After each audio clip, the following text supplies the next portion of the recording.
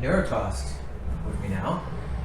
So some of you have probably seen that I said that Neuroklast was the one to see at Resistance if you don't see anything else. And I was fucking right. Oof. So that was the best industrial show I've ever seen. I don't say that lightly. Was being suppressed.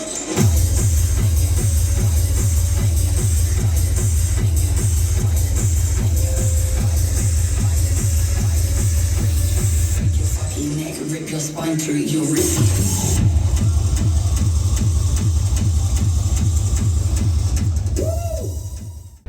So, Neuroklast, for those who, for some stupid reason, didn't see you or haven't heard of you, could you introduce who you are and what you do? Well, what we do, who we are, well, this is Marcus, I'm Kai, we're just two regular dudes who seem to vibe very well, but what we do, Jesus.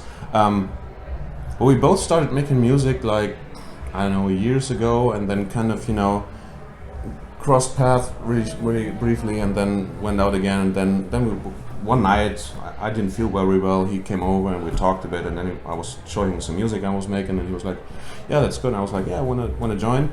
And then we joined forces, and then Neuroklast was born, and we first started out with some cyberpunkish mid-tempo stuff. That was like when Cyberpunk 2077, huge fan, came out, even though it was a disaster. And then we decided, yeah, we can make music like this, and started soft, and then did a bit harder stuff, and then, mid-tempo.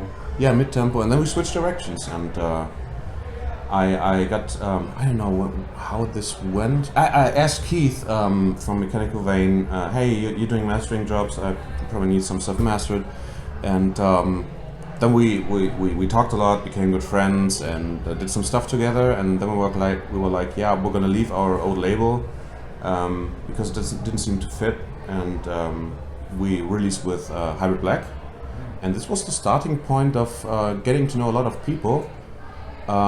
Then we started to. Keith came over for a DJ set for our own party we're making in Germany. It's called Neurorave, and also Blackwall right now.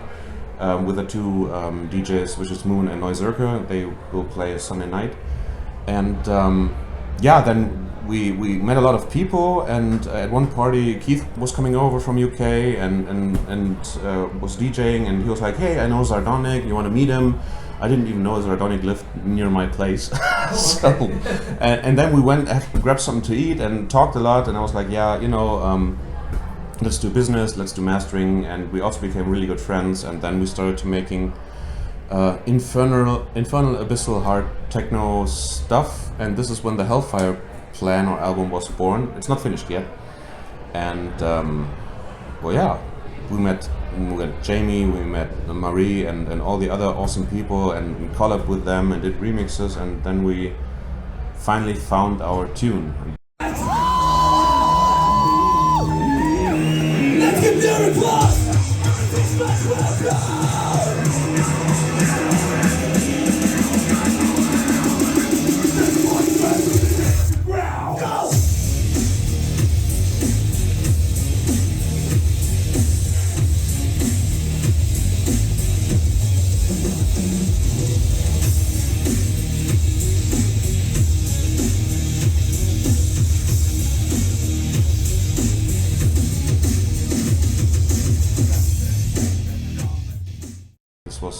This really harsh, deep, abyssal stuff, and that's where we are right now. So, Neuroklast is no specific style, it's a story, I would say.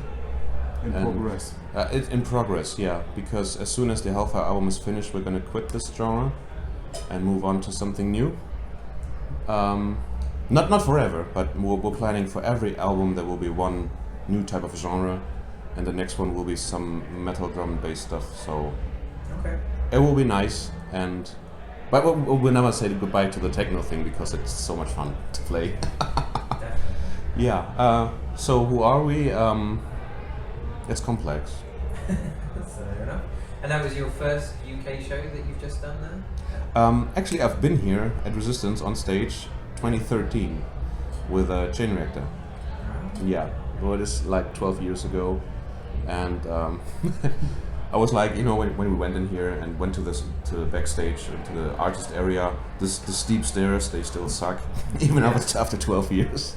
Yeah, some memories came up. But yeah, I've been here, and but now with my own project, and really happy about it. But the first time you played as Neuroklast? Yeah. In the UK, did we? Yeah.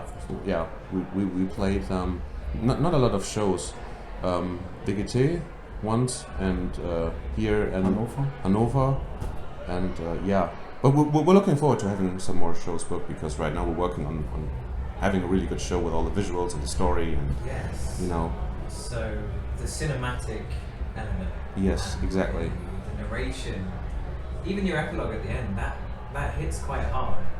It So did. you know, tell us a bit about where you got the inspiration to explore hell cinematically and musically on stage.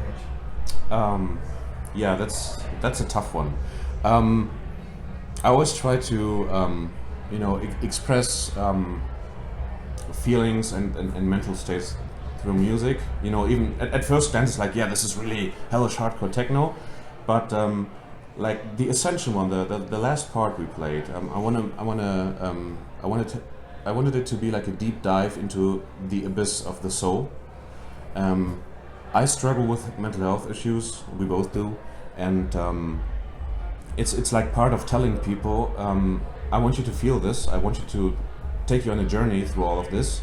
And at the very end, I want to tell you, you know, you won't get rid of this, but you can manage to live with this. This is also why our slogan is "Live the nightmare, fuck the dream." If you chase dreams, it's just gonna make you sad. But if you live the nightmare, if you make the nightmare your own world, if you party with your demons or vibing with them, if you accept it that it's there and learn to live with it, master it, then that's actually the key of becoming content with yourself. So there is a deep message, and the mental health awareness is really important to me.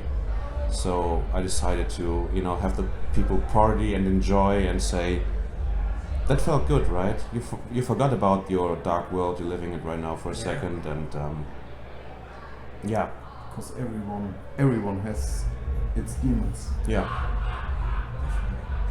And you had a lot of great artists joining you on stage there, of course. Is there an artist out there that you still want to work with? There is a few, actually, and we talked yesterday.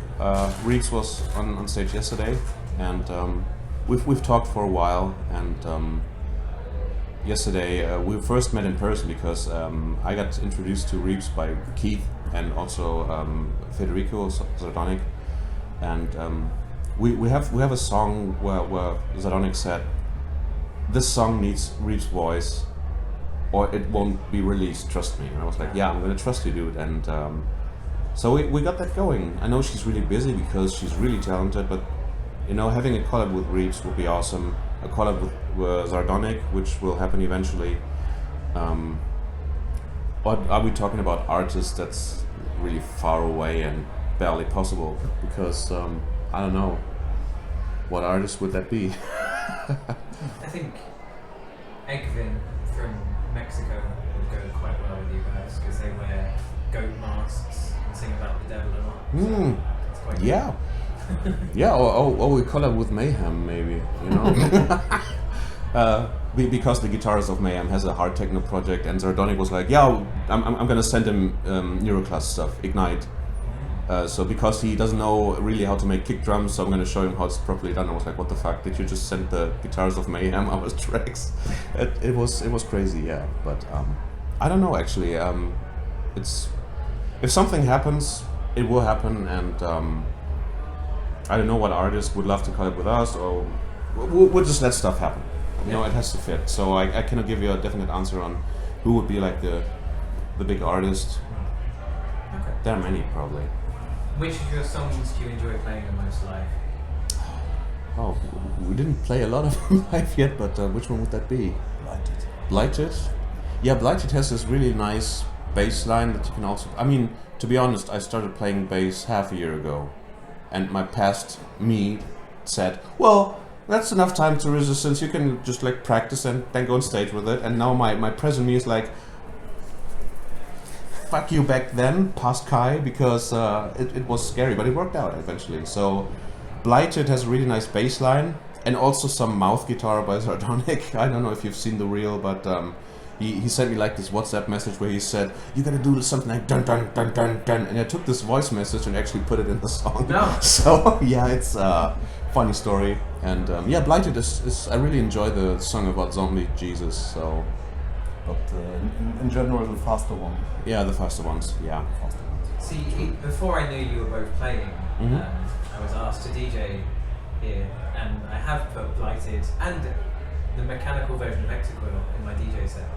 So when you got put on the lineup, I was like, I shouldn't play them when I'm gonna play them because Do it's it. just so great. Go for it. And when can you not, like, you know, playing Zombie Jesus on Easter? Perfect opportunity. Right. Yeah. I mean, in Germany right now it's forbidden to even, you know, organize events and parties during Easter. So Really? yeah. Wow, didn't know that. So Yes, this is the most anti-theistic thing we could do is like sing about zombie Jesus. Tanzverbot. Yes, called Tanzverbot. Yeah, really stupid thing. So Fair enough, that's terrifying. Okay. it is, yeah. Well, what's been, before you started making music, what Mhm. were the 3 most important albums for you? 3 most important albums. You want to start? Okay. Really? Liverpool, Frankie Goes to Hollywood. Okay.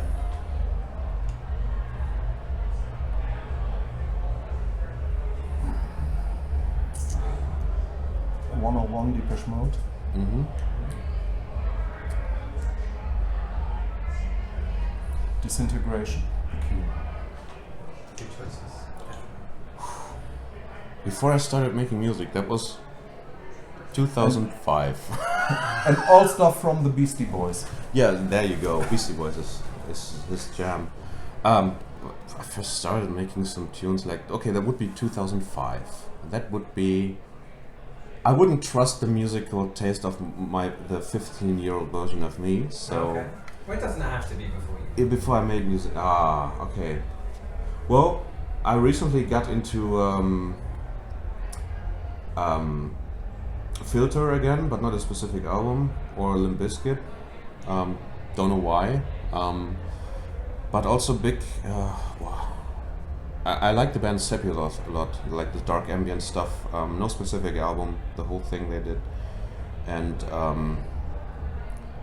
wow, what would be another album? I don't know. I actually don't know. I just hear songs and say, yeah, I like this. Yeah. That's fair. So there's nothing specific I would say would be the album I would listen to. Well, that pretty much covers everything I was going to ask. So yeah, did you have anything else you'd like to say to your fans or to the people of Resistance that just watched you?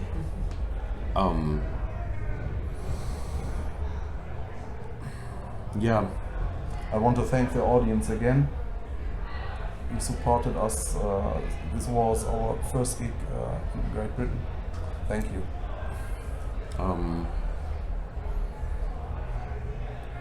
I would say no matter how hard you struggle, always keep going, because I know how it is, and I know it will be better in the future.